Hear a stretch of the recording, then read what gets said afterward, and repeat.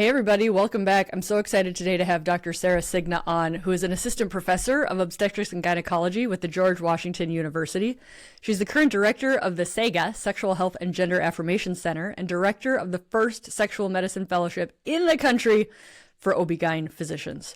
She's also very active in ISWSH and is taking over as the education chair this year. Not that you have big shoes to fill, but I'm very glad that you're here. I know. Rachel's done an incredible job. Rachel's been amazing. Welcome to the podcast. She's not leaving me just yet, though. I can't imagine she would. You have her on speed dial. Thank you for having me on, and congratulations on 4 years.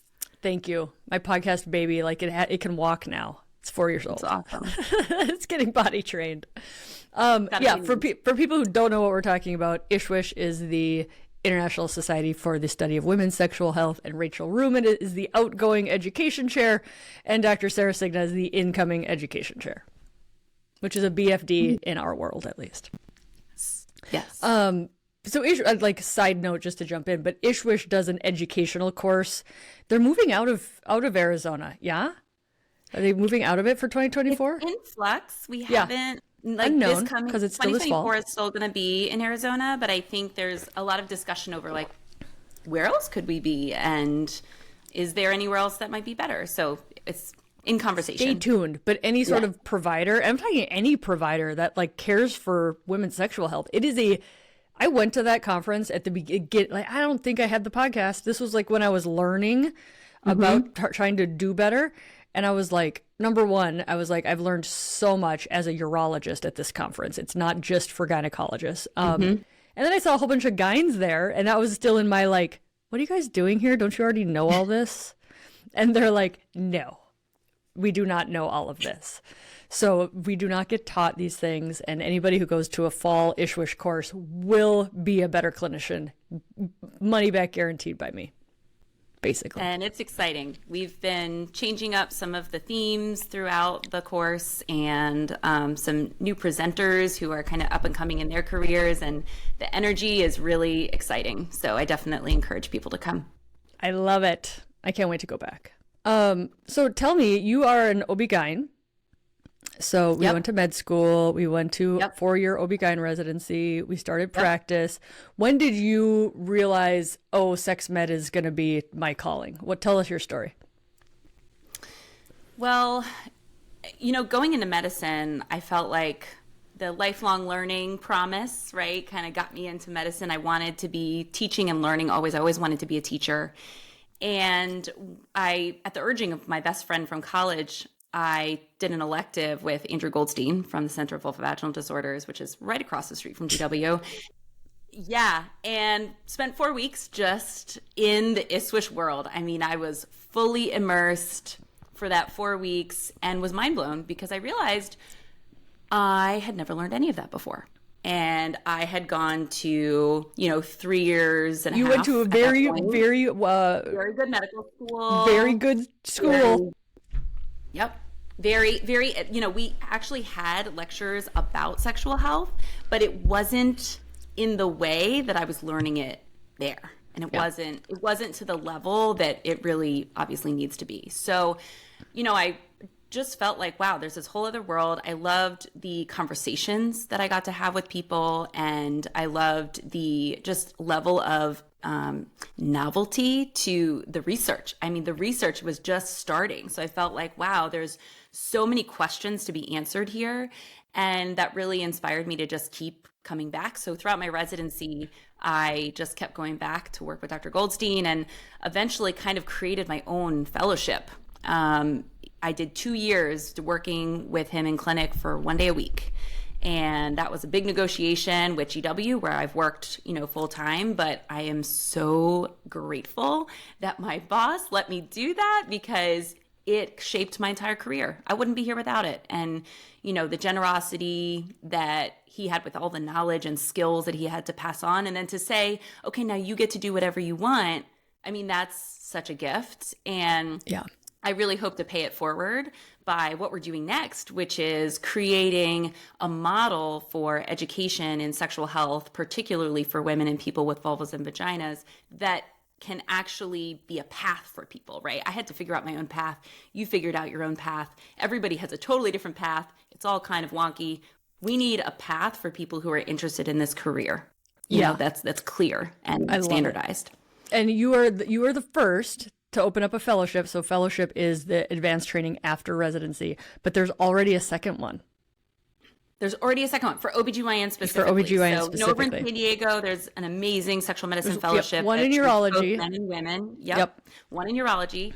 And we are halfway through our first year with our first fellow, Katie Dumas, who is doing amazing. She's already got research projects up and going. She spends all day with me in clinic every day. We get to do I mean, it's just fun. Like, we just jam and help patients, and it's so inspiring to see people, you know, where I was, right, 5 years ago coming out of residency, interested in this and getting to jumpstart them, right? And they don't have to slog through all of the obstacles that many of us, you know, ran into.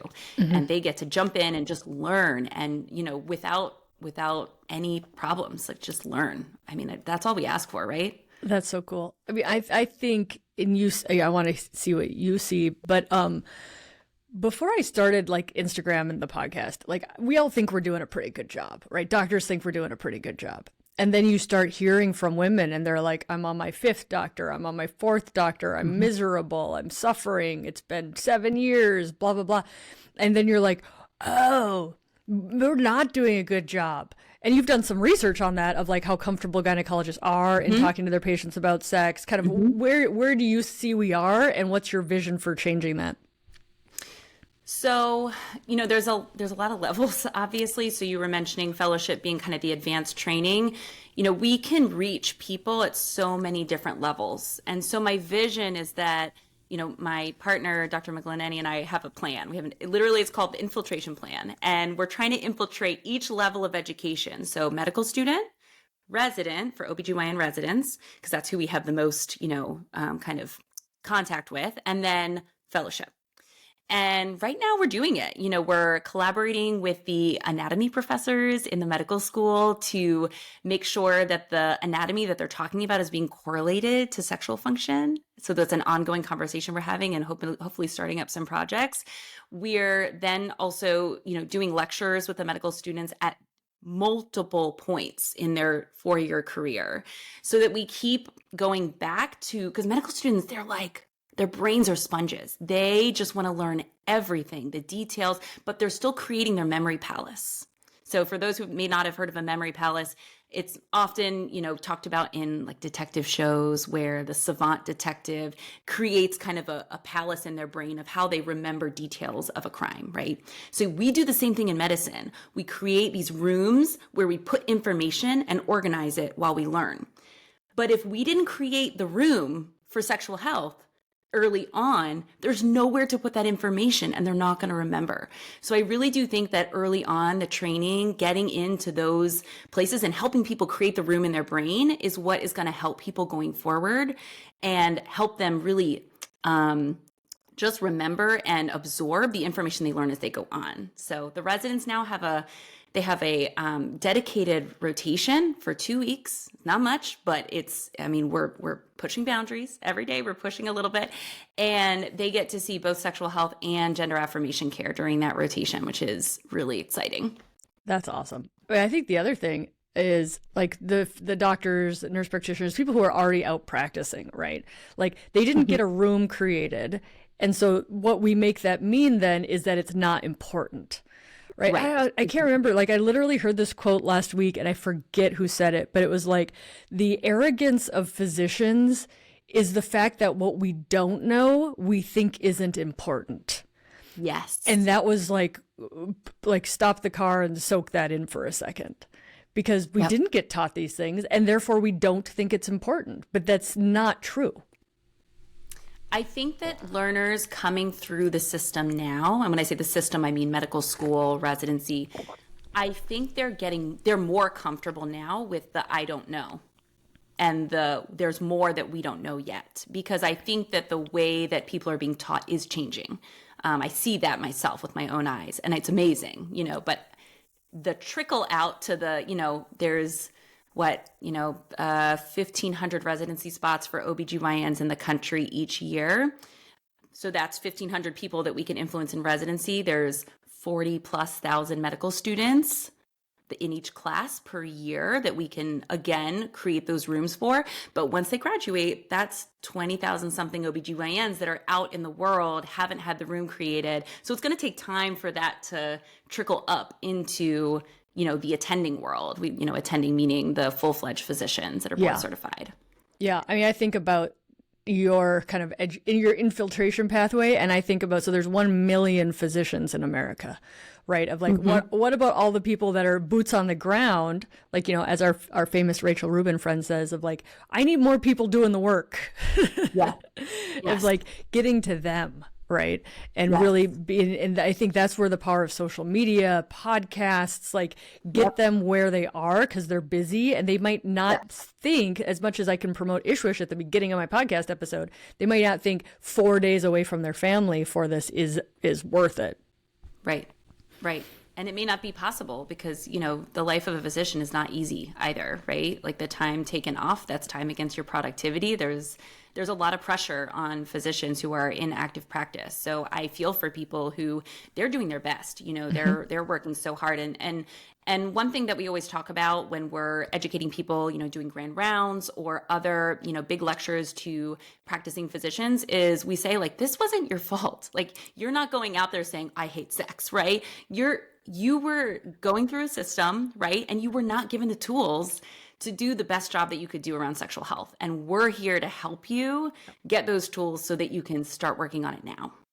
I love that. That is so good. Even if we did like a top 10 things for doctors not to say to their patients about sexual health. 100%. 100%. Don't tell her just to drink wine.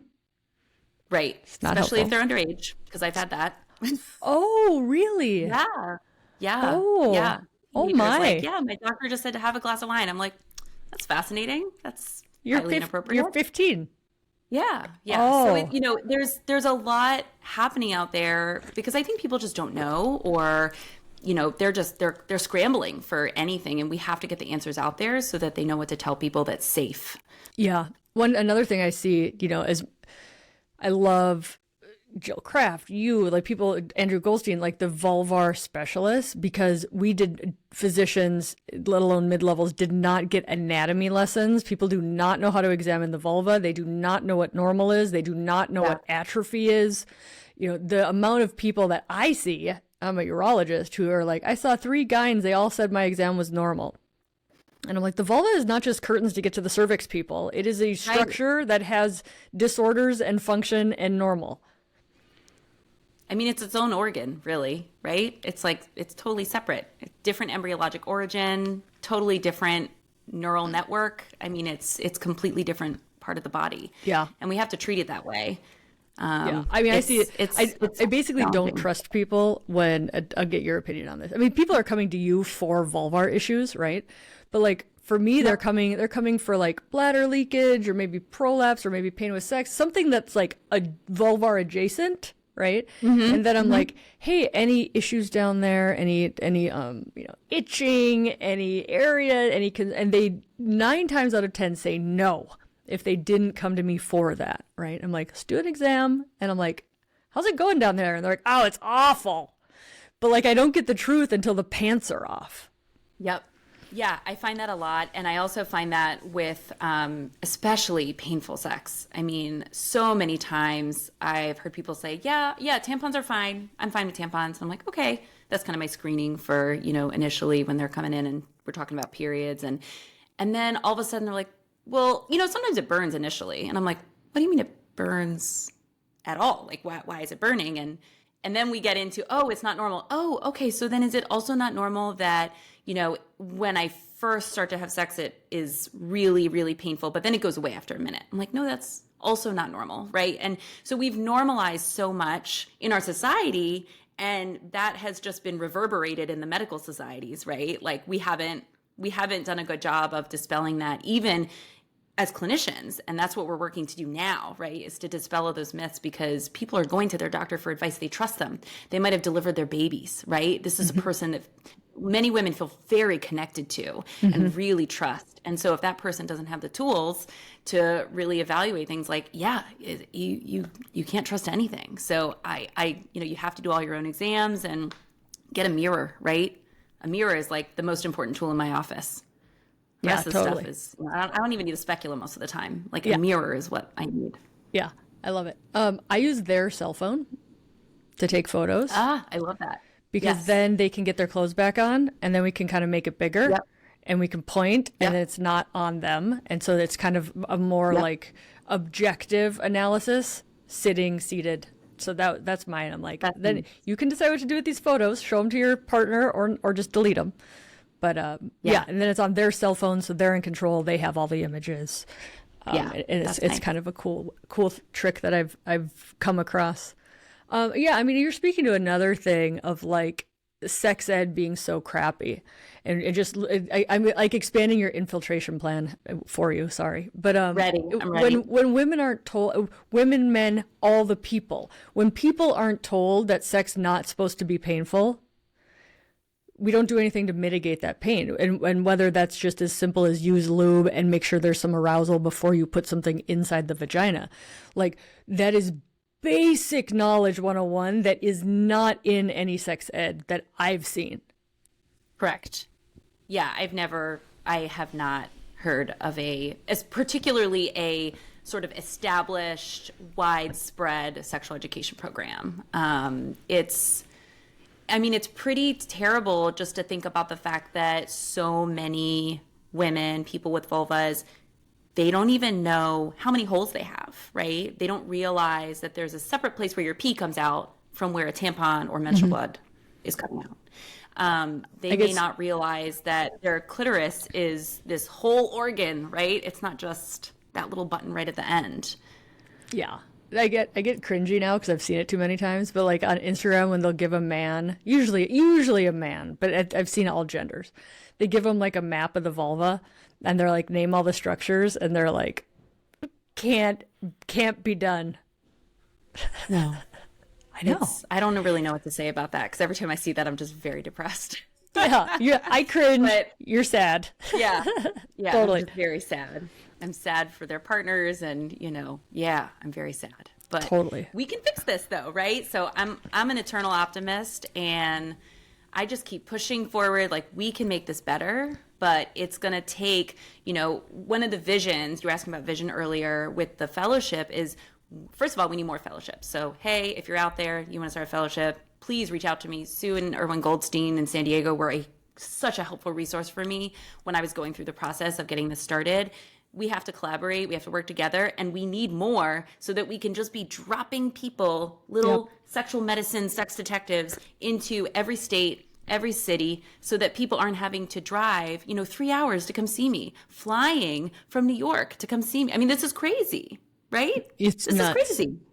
It's absolutely not to mention having things that are affordable, right? So, one big part of our mission is taking insurance, and that is a big challenge in sexual medicine. I don't think that people realize what a challenge that is.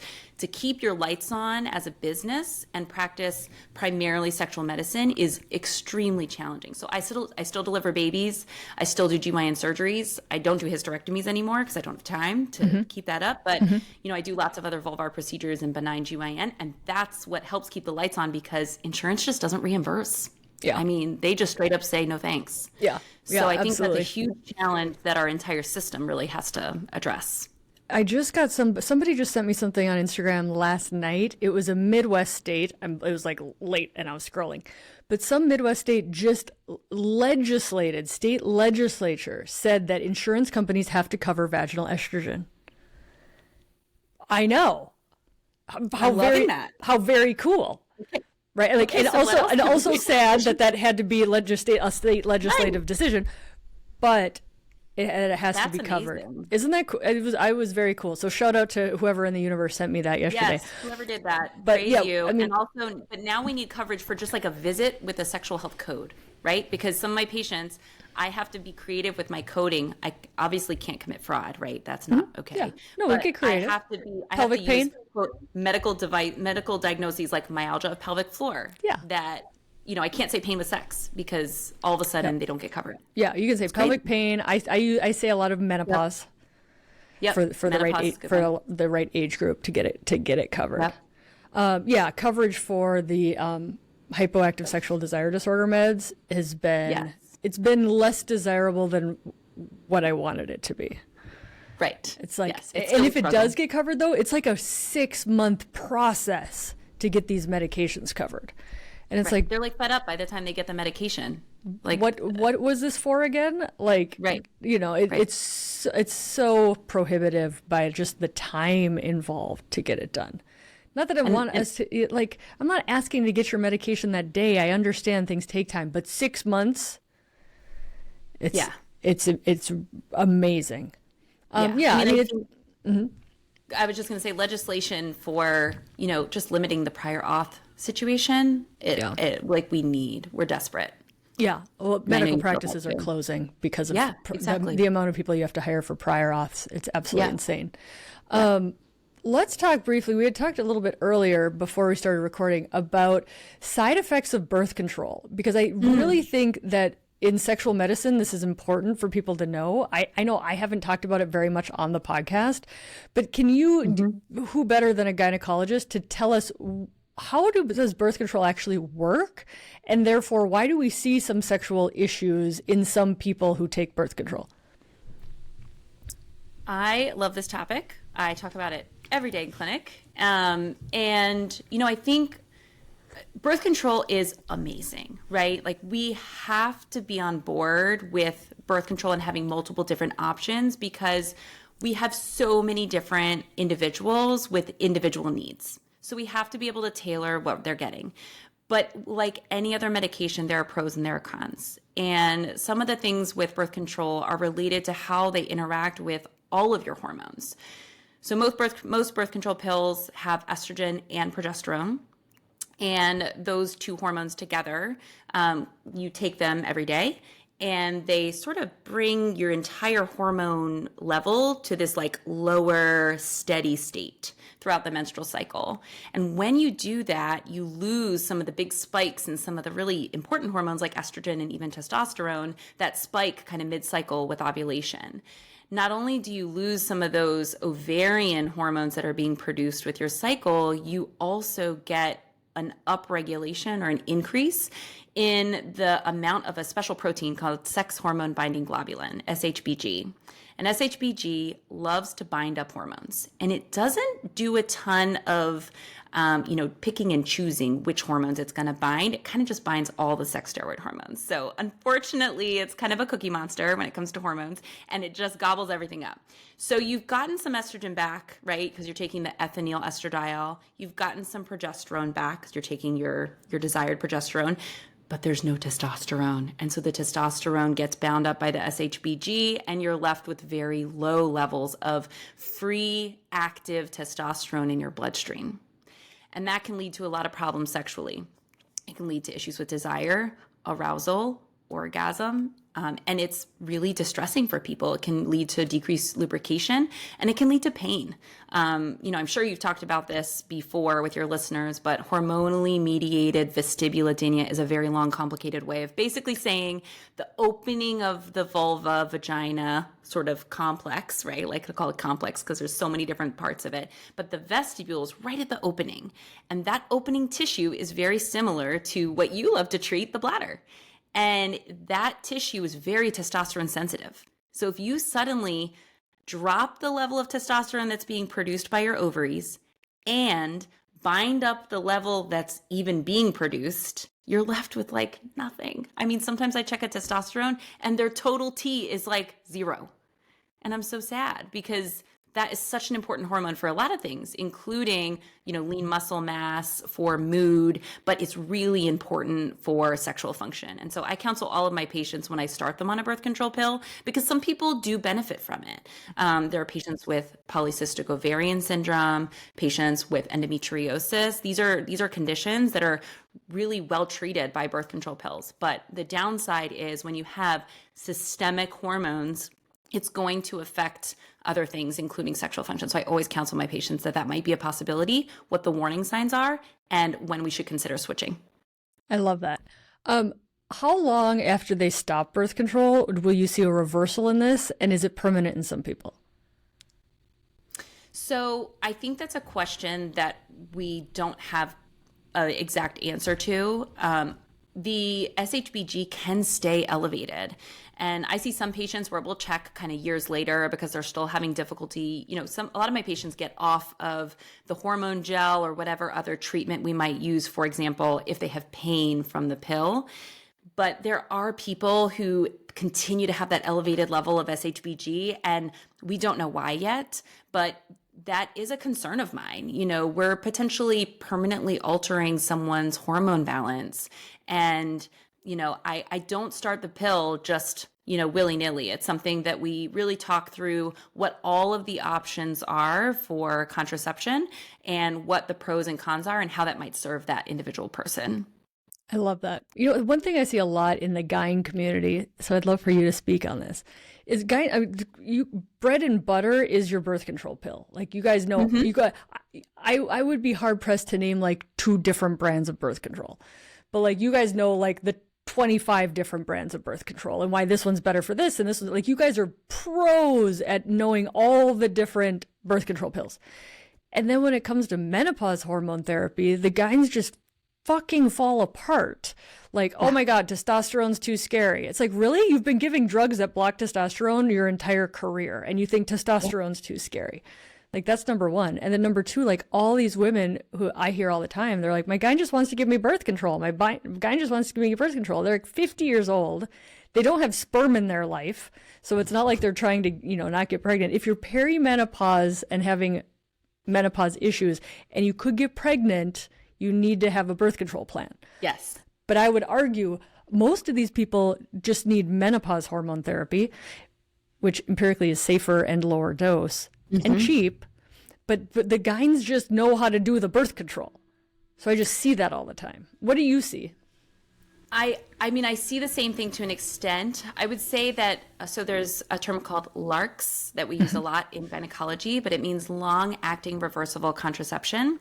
And it's an increasingly popular form of contraception because it doesn't have a lot of the side effects that birth control pills do. So I will say, at least in the community I run in, which is a little bit more academic, maybe pushing to do, you know, pushing boundaries a little bit more with what we're offering patients. Especially, you know, it used to be, sorry, I'm digressing a little bit, but it used to be that people wouldn't offer long-acting reversible contraception like an IUD to someone who hadn't had a baby before, right? So that person could really only get the pill or the patch. So there were some limitations there that we don't really see as being beneficial anymore. So we offer everything to everybody, essentially. I will say, though, that I think using the pill to, quote, balance your hormones is what really gets me, because you're really just putting yourself into almost like kind of a menopausal state when you take the birth control pill, because the level of overall hormone production that you would normally have is so much higher than what you're getting with the birth control pill. Plus, like you said, estradiol, which is a specific type of estradiol, it is synthetic, right? It is not the same as what our body makes. It is a much more potent type of estradiol. And so it does have increased risk of things like blood clots. We know this, right? There's plenty of data on it, but we're not bashing the birth control pill so much, right? We talk about hormones for menopause as if it is going to kill you immediately. And that's just not true, right? We know this. There's lots of evidence and data to support that hormones for menopause are actually very safe, and they're very safe in a lot of different populations. There's actually very few people who are not good candidates. And even for people who are maybe on the border of being less of a good candidate, I still think there's room to be creative and to compromise, and also to let the patient really have autonomy over choosing what they want to do for their own body, for their quality of life. I think that's good advice. I do think there's a fear. And I think we just have to individualize everything. Totally. Yeah. When people say, like, my doctor only says I can do pellets, my doctor only says I can do birth control, when there's a one answer, that person does not have a comprehensive education to offer you, or they're just making money off of one thing, is my 2 cents on it. I love it, looping back to the amazing Andrew Goldstein, because he was quoted in this recent article, New York Times, on being able to offer, again, this comes down to insurance and reimbursement and all the crap in our, our system of offering pain control is to everybody who wants an IUD, especially the younger people who haven't had their cervix dilated by a big baby's head. I had an IUD before I ever had a kid, and then I had an IUD after I delivered a baby, and it is night and day, at least for me, on what the pain control was. But I'm looking at my daughters, right? And I'm like, God, I hope that by 10 years from now, we can get some very good pain control so that an IUD can be an option for them before they have children. Yeah, I mean, like you said, insurance reimbursement for those options is a huge barrier for people, because even if you offer things like nitrous, which is like laughing gas essentially that you can breathe in, they have some really amazing systems now that have little tube, you breathe in and then you get a little bit of that kind of like, I don't care about the pain that I'm feeling kind of feeling. It doesn't take away the pain completely, but it does make the experience much less traumatic. I mean, even that you have to pay out of pocket, right? Insurance doesn't reimburse that. So that's a huge barrier, but it doesn't mean we can't offer it. And so that's one thing I'm pushing in my practice for, is to get some of these additional options on board. But I always offer patients, and when I say always, I mean always, ibuprofen. That's number one. They take it an hour before. So they take 800 an hour before their procedure. Number two, I offer them an anxiety medication. So something like lorazepam, for example, give them a couple of 0.5 milligram tabs. They can take 1 to 3, depending on what their exposure has been to benzos in the past, or, what their reaction is to alcohol. The third thing that I always give is a muscle relaxer, particularly to those who have pelvic floor pain. So a lot of my patients have pain and they're like, there's no way I could ever get an IUD. We get IUDs in these people because we offer them tools to help manage their pain. We put topical numbing agents like the famous BLT, which is a big sex med compounded cream that has a couple of different anesthetics in it that's super potent. But I put that on, especially the posterior opening, and that really, really helps for people who have pain. And then we offer a paracervical block, which is a injection of lidocaine on either side of the cervix, kind of up in the vaginal canal. And it helps to numb the cervical nerves. It doesn't take away the cramps that you feel with placement of the IUD, but it significantly helps with any dilation of the cervix that needs to happen. The little, sometimes we have to put a little clamp on the cervix to help to straighten it out so that we can safely place it. Those things are much less comfortable. And I'll tell you that from personal experience. I've had paracervical blocks. I'm on my 4th Mirena IUD, and I am not someone that likes pelvic exams. So I really, really, really, really think it's important for every single person to be offered pain control options. And that includes going under anesthesia. This whole, well, I'm not going to put you under anesthesia. This procedure doesn't need anesthesia. That statement, I wish everyone listening to this would never say that to anyone ever again. Because if that person needs anesthesia, what is it to you? It's their body, right? I mean, what is it to you? So that's my soapbox on that. I love that. Thank you. I think this has been incredibly helpful for people. Australia just authorized, they have this thing, it's called the green whistle. I just had to ask an anesthesiologist what this is. It's basically an inhaled short-acting fentanyl, is my understanding. Anybody from Australia, text me. But they just authorized this use, and we don't have that in America. We don't have this product. But basically, they can inhale, self-administer this green whistle for all IUD placements in Australia now. That's incredible. See That's also incredible. Australia for a female dosed testosterone product, which they're the only country that offers that currently. But things are going to change. It's been very interesting just to tie in menopause and sex med one more time, and to see what you see on your side is kind of thinking this I'd say myth at this point, from what I know, that testosterone is the desire hormone. And, then they'll give you rat studies and be like, estrogen doesn't seem to make the rat, made the rat responsive, but it didn't make the rat horny. And it's like, dude, the amount of women that I replace their estrogen alone, because I always get the estrogen going before we do a testosterone. I don't do everything at the same time. And they're good. They're like, desire is back, legit. Yep. And, we've got that crazy New England Journal article on the men where they blocked their estrogen and their desire went down. But it's really, I think, at this point now, myth that testosterone is the hormone for desire. We just don't. Estrogen's not the hormone of desire for everybody, but it plays a significant role. And I think that also speaks to what you see with birth control when you block, if you're blocking our natural, both testosterone and estrogen, why desire goes down. But my big ramble to be like, I think we're oversimplifying when we say testosterone is the hormone for desire in humans. I think you're totally right. I see that also when you have the patient come in who wants to know what their hormone levels are, right? Check my hormones. What are my hormones?